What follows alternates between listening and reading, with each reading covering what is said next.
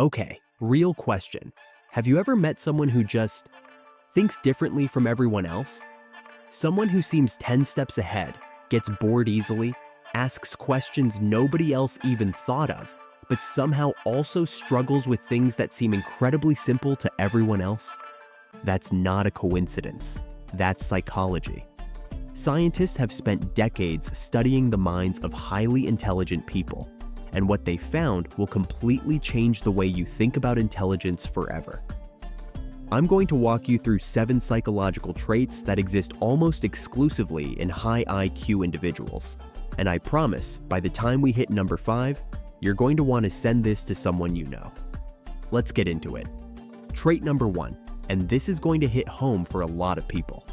People with high IQs have what researchers call a hyperactive default mode network.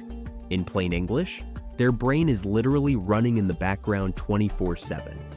Even when they're relaxing, watching TV, trying to sleep, their mind is still processing, connecting dots, generating ideas, asking questions. A study from Yale found that highly intelligent individuals show significantly more spontaneous brain activity during rest than average. Their brains don't know how to idle. Sound exhausting? It is. But here's the fascinating part. This constant mental activity is also why high IQ individuals are some of the most creative, innovative thinkers alive. Their brain isn't resting, it's working, always. The same thing that keeps them up at 2 a.m. is the same thing that makes them brilliant. Trait 2, and this surprises people every single time. When most people think of someone with a high IQ, they picture a cold, logical, emotionless person. Pure facts, no feelings. Science says the complete opposite is true.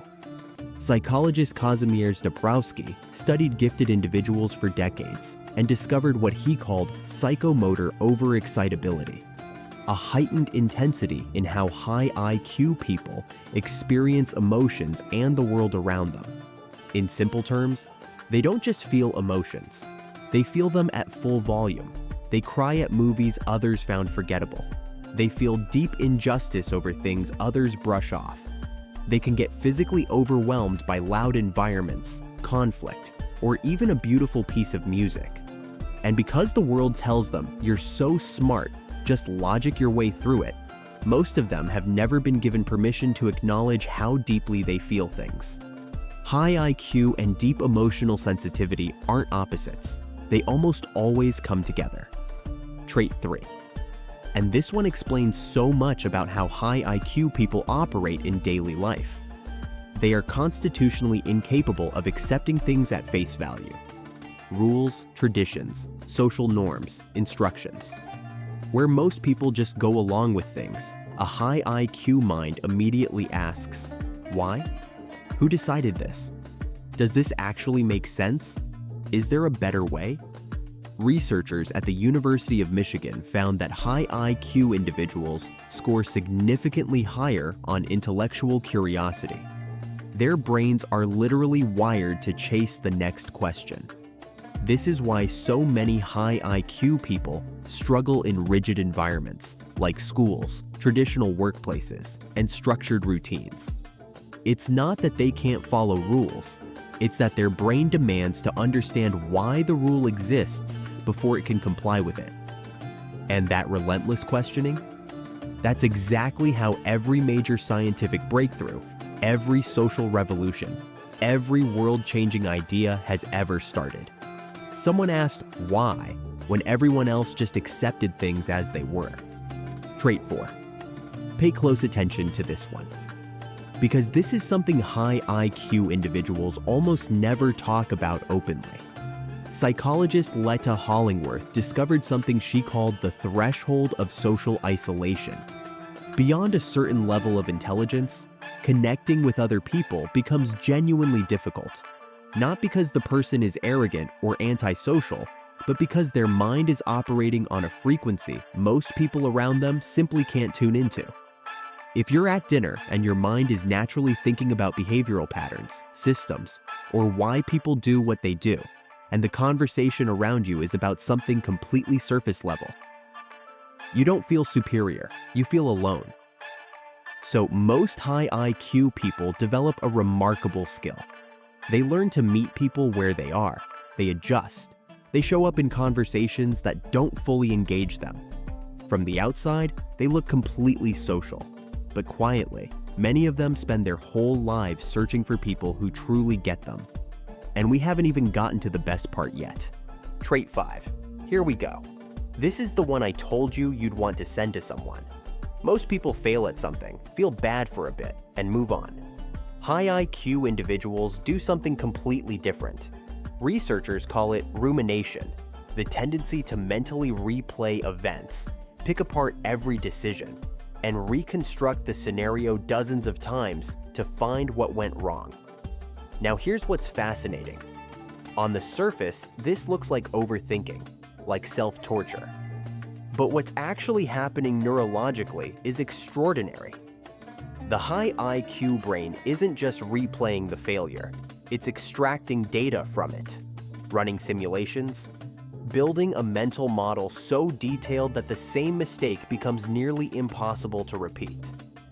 A study in psychological science found that people who engage in deeper self-reflection after failure, a hallmark of high IQ individuals, showed dramatically faster skill improvement than those who simply moved on. They don't just learn from failure, they weaponize it. That's not overthinking, that's a superpower. Trait 6, and honestly, this might be the most relatable one on the list. People with high IQs are acutely aware of what they're capable of. They can see vividly the version of themselves that executes perfectly, thinks clearly, creates something meaningful, and that vision is motivating. But it also creates a very specific pressure because the gap between who they are right now and who they know they could be is something they feel constantly, like a low hum underneath everything. Psychologists call this the imposter phenomenon, and studies consistently show it's more common in high-achieving, high IQ individuals than almost any other group.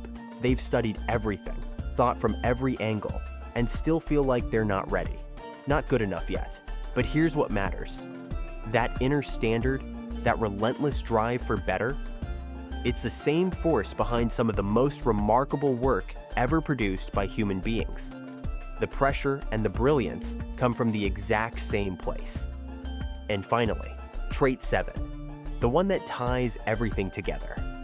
People with high IQs are exceptional readers of other people.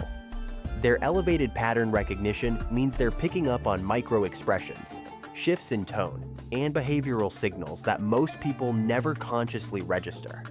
They walk into a room and within minutes have a fairly accurate map of who's confident, who's insecure, who's being genuine, and who's performing. But here's the layer most people miss.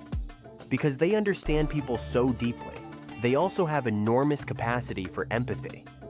They don't just see what someone is doing, they see why, the fear behind the behavior, the wound behind the wall. And this is why the most highly intelligent people, when operating at their best, aren't just the smartest person in the room. They're the most understanding, the most patient with human complexity, the most willing to hold space for contradiction because their whole life, that's exactly what they've needed from others. Intelligence, at its highest form, doesn't make you cold. It makes you deeply, powerfully human. 7 traits. 1 conclusion. High IQ isn't just about processing speed or test scores or how fast you solve a puzzle. It's a completely different way of experiencing the world. More curious, more sensitive, more self-aware, more connected to human complexity than most people ever realize. And if any of these traits described someone in your life, a friend, a family member, a partner, maybe now you understand them just a little bit better. Or maybe it described you. Either way, now you know. The most intelligent thing you can do with knowledge is share it. If this gave you a new way of looking at intelligence, subscribe. We go this deep every single week. And watch this next, it'll completely change how you understand human behavior.